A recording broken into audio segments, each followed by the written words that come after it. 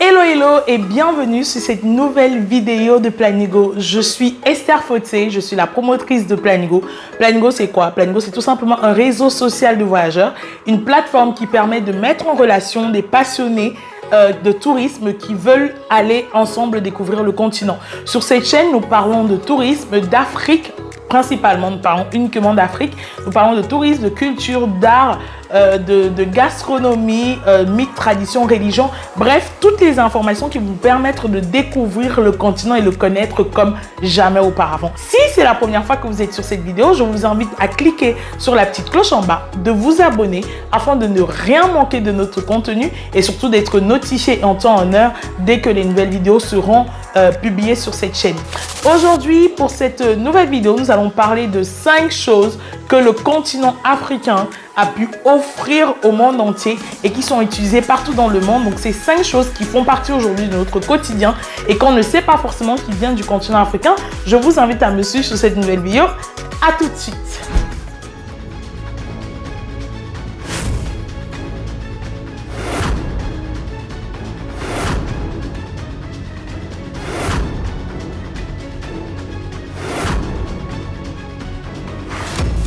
Ce sont 5 choses, voilà, 5 éléments qui proviennent du continent africain, qui font partie de notre quotidien. Et donc, certaines personnes n'ont peut-être même pas encore la connaissance que ces choses proviennent, ces matériaux, ces matières, ces ustensiles, ces substances viennent du continent africain et aujourd'hui elles sont fondues dans la masse, aujourd'hui elles font partie de notre quotidien. Donc sans plus tarder, la première des choses que dont nous allons parler, c'est le café. Et non, le café ne vient pas d'Italie, le café ne vient pas non plus des États-Unis, le café ne vient pas non plus de la France ou de la Belgique, le café provient de l'Éthiopie. Les études montrent que cette plante était consommée déjà depuis le 10e siècle en Éthiopie.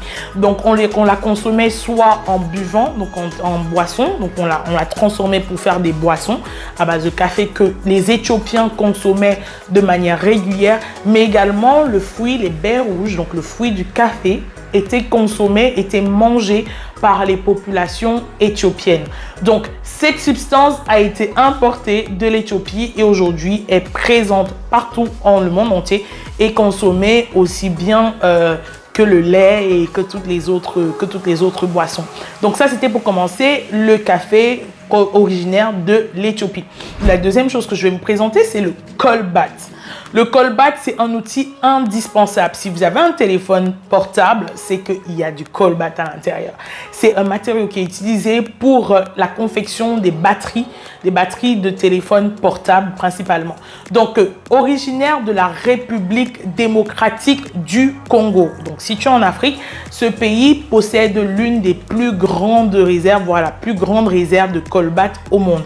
Et je précise, je fais une parenthèse dans cette vidéo pour parler de la situation en République démocratique du Congo, notamment dans la zone de Goma, où est principalement extrait le kolbat, mais aussi d'autres matériaux comme l'étain, le cuivre le cuivre et le diamant. Malheureusement, cette zone est très conflictuelle. Il y a des millions de personnes qui sont déportées et des millions de personnes qui meurent chaque jour, qui sont mutilées, qui sont violées, agressées.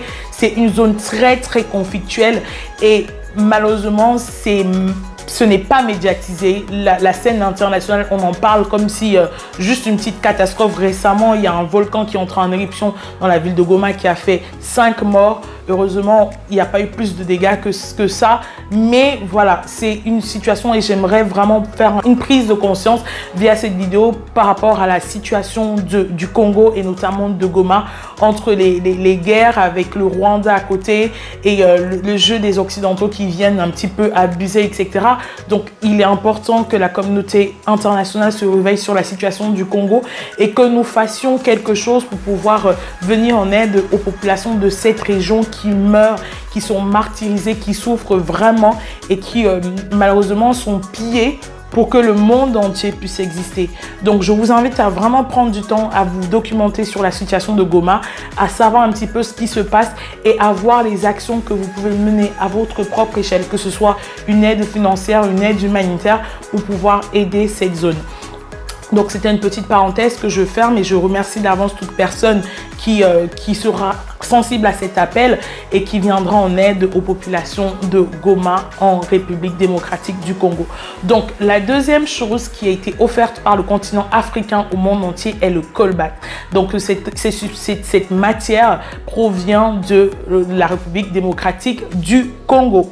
Donc, là où on trouve les plus grandes réserves, la moitié des réserves mondiales du colbate se trouve en République démocratique du Congo et notamment à Goma, pour vous dire à quel point c'est énorme, énorme.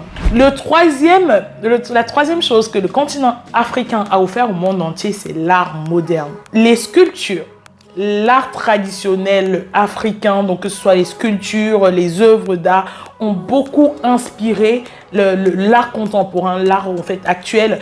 Et il est prouvé que au XXe siècle, en fait, les sculpteurs, les poètes, les artisans s'inspiraient de cet art en fait pour développer leur art contemporain.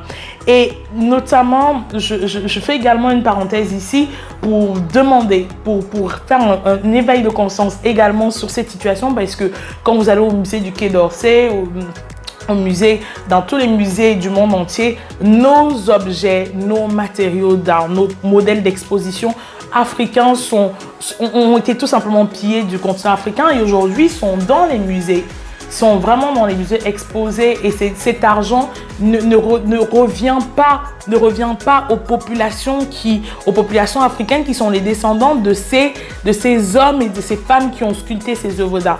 Malheureusement, il y a c'est vrai, certains pays qui ont reconnu et qui ont restitué certaines œuvres d'art, mais ce n'est pas suffisant. Nos œuvres d'art africaines, nos sculptures, nos peintures, nos tableaux sont exposés aujourd'hui. Vous avez des expositions sur l'art africain, vous avez des expositions sur l'Afrique, dans tous ces musées des grandes villes dans le monde. Et malheureusement, cet argent, c'est vrai qu'ils disent souvent de faire des donations, mais ce n'est rien comparé à cet art qui nous revient, qui nous appartient.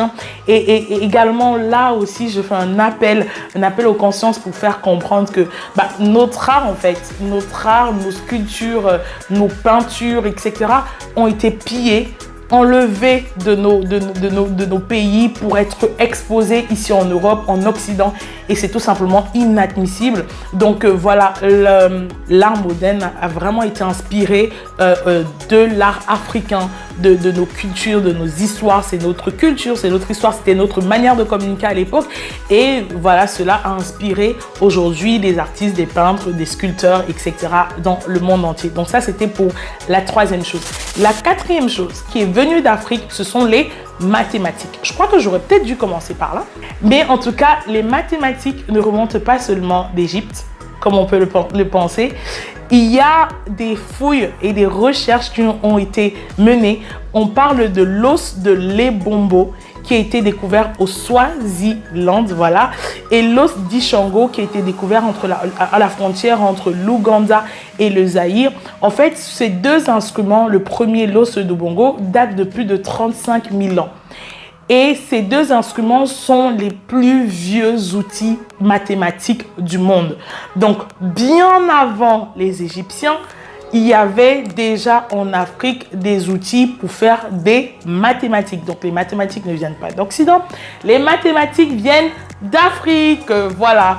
Donc, ça, c'était pour le quatrième point. Et le dernier point, qui n'est pas le dernier, bien entendu, parce qu'il y a d'autres choses, c'est le beurre de karité. Je pense que tout le monde a déjà entendu parler du beurre de karité. Je pense que tout le monde a déjà consommé le beurre de karité. C'est 19 pays d'Afrique qui produisent le beurre de karité. Il est dit, les légendes disent, l'histoire dit que la reine Cléopâtre avait mis son grappin sur ce beurre de karité et qui a commencé à l'utiliser, et du coup ce qui a permis à ce beurre en fait d'être très prisé, très sollicité, et c'est comme ça que ça a pu avoir de la valeur. Donc voilà, donc le beurre de karité pour le cinquième point. Donc si je récapitule, on a donc le café de l'Éthiopie, le colbate de la République démocratique du Congo, on a les mathématiques qui viennent de l'Ouganda et de la frontière entre l'Ouganda et le Zaïre, mais également du Swaziland. On a l'art moderne qui vient de tous les pays africains, donc c'est l'art africain. Et le dernier point, c'est le beurre de karité qui est présent aujourd'hui dans 19 pays africains.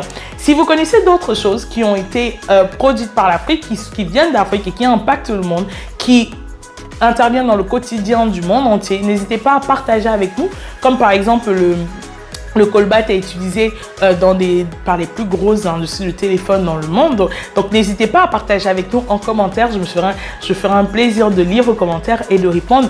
N'oubliez pas, avant de vous déconnecter sur cette vidéo, abonnez-vous, cliquez sur la petite cloche afin de ne rien manquer de nos contenus. N'hésitez pas, si vous voulez découvrir le continent africain, si vous voulez préparer votre voyage en Afrique, nous vous informons que nous avons écrit un e-book sur comment faire pour préparer son voyage sur le continent. Donc, il est à télécharger tout en dessous dans la barre de description. Je vous dis donc à très bientôt pour une prochaine vidéo. Bye bye.